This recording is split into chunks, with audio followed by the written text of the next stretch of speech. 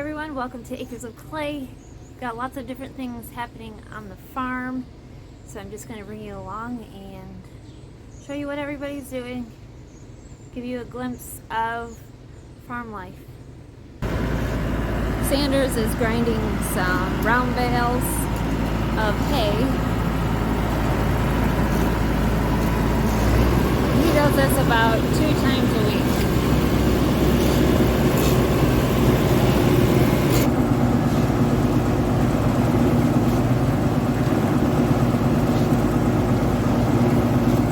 So this is our bale grinder, and we grind the round bales. We purchased some round bales from neighbors, and we grind them up because it mixes in the feed better, the TMR. It just mixes better when it's in smaller pieces.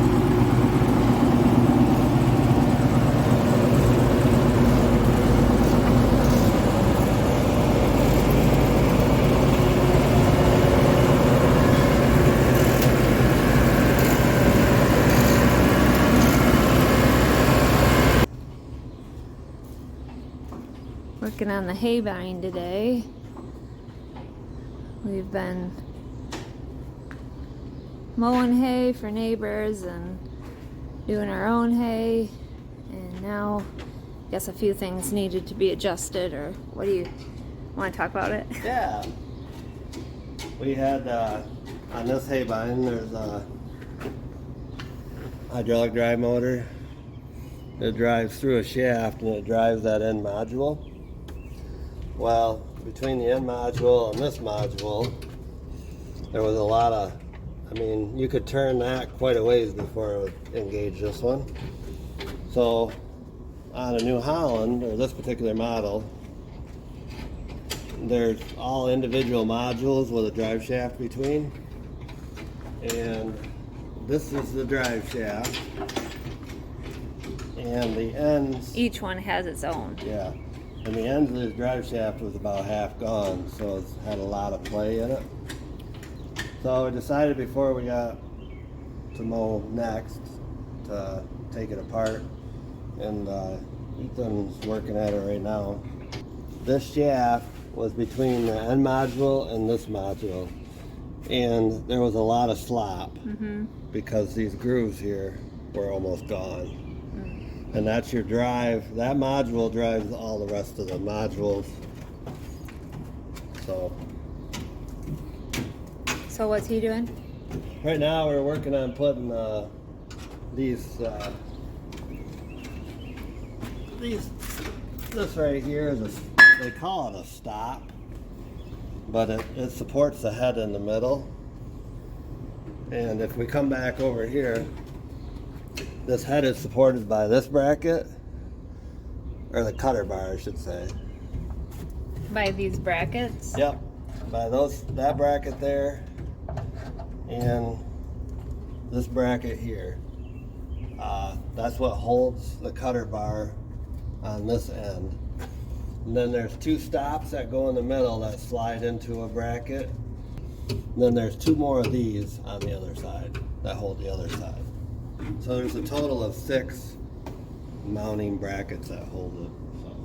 And he's replacing the stops? No, we had to take them out in order to drop the one under the cutter bar down. Otherwise, we wouldn't be able to lower one end down to get it out. So, just a little maintenance, wear and tear. Yeah, that's basically what it is. And these are designed that these shafts wear instead of the gear and the module itself. So well, that's good. Yeah. Your mark. Get set. Go. What are you doing? Try again. On your mark. Get set. Go. No. It's because I'm shorter. He got taller. Putting up some steel before it rains tomorrow. Because we've got first cut in down here, second cut in here, and so we're covering the second cutting bales with some sheets of steel tonight. And the kids, of course, are playing. And Mackenzie's dog sitting, so if anybody wants to know who this little black lab is, this is Tucker, and he's here for the afternoon. He should actually be going home tonight, but yeah. He's protective of Mackenzie. Those two. I think I broke a rib. Actually, no, it'd be me. Oh, he loves you. Back at it this afternoon, trying to get up some more sheets. Last night we worked at it for a little bit till it got dark, and we did 7 sheets, I think.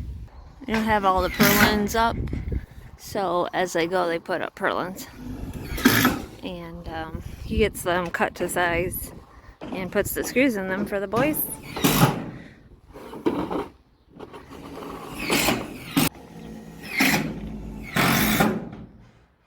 So we don't have too much further to go on this side.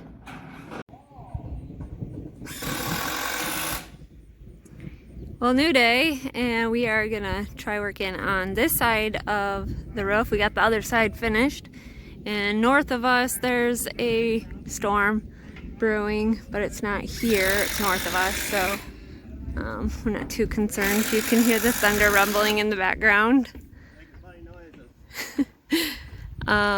But yeah, the guys are up there finishing the purlins, and then we're gonna set the steel. And yeah, Sanders is down here being the gopher, which he's really good at. He's got all the boards ready for the guys, and Ethan and Kevin are setting the straight line for the end of the steel, where the end of the steel is. Some of you have asked about the overhang. There's a 3-foot overhang on this side of the roof. Just that's the way these trusses were original, because they were actually a heifer barn, and there was a feed alley. There's a feed alley here, so the overhang is 3 foot on this side. This is only a foot overhang on this eave. So yeah, that's just the size of the steel and the way the trusses are built. So that actually keeps the water away from the openings also. Oh, what do you need, dear? All right, I'll be back. I've got the string.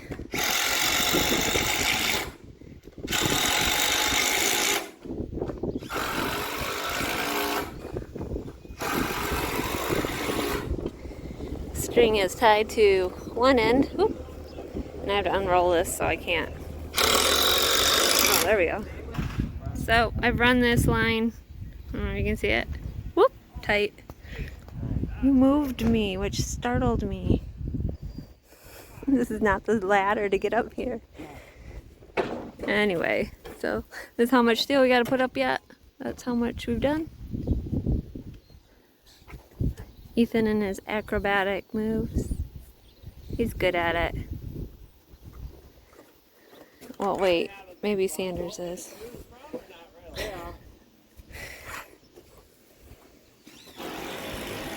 We got 5 sheets of steel up on the platform, so they're just gonna carry them up.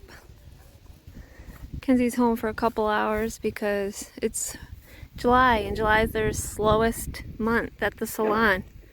So she went to the salon for a couple hours, did 3 haircuts, and then came home because her next haircut isn't until 4 o'clock. So she's here for a few hours. 2 o'clock. Yeah, just 2 o'clock. Break time. It's raining. Makes for dangerous working conditions. Did it get slippery up there? Yeah?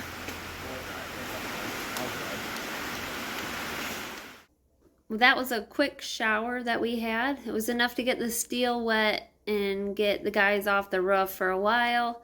Then the sun came out and it dried within probably an hour. After that, we worked at finishing the rest of the sheets and putting them all up. So It's good to have the roof complete, except for the center yet. We gotta do that. Well, it's straw season here in Michigan, and a lot of farmers are starting to run their wheat. So we do get a few farms that want us to custom bale their straw, and this is one of them. So this is Ethan. He's decided to bale today for this customer. Straw looks good. I don't know how well the wheat ran this year, but it's nice and dry. We do have a chance of rain today. I don't think we're gonna get anything though. A lot of you ask why you hear the lunging and why the tractor puffs smoke when it lunges like that, and that's just because the slabs of bale are being made, and when the plunger hits to make that slab, causes a lot of takes a little extra power to do that. So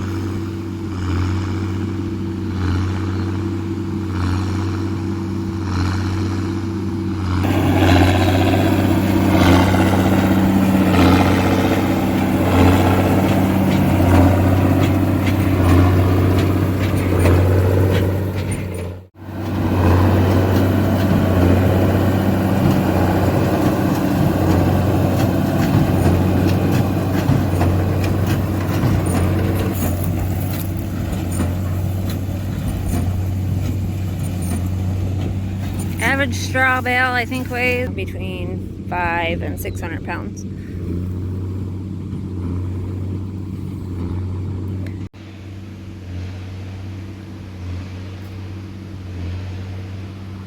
Tractor sounds nice. You should hear it in the trees. Okay, we'll hear it in the trees.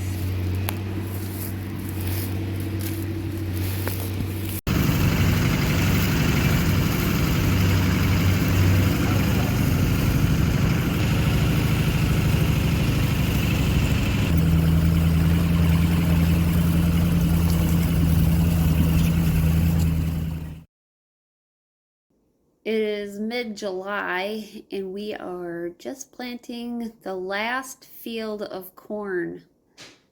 This field we left, it's about 6 acres. We left this piece of ground to haul manure on all summer.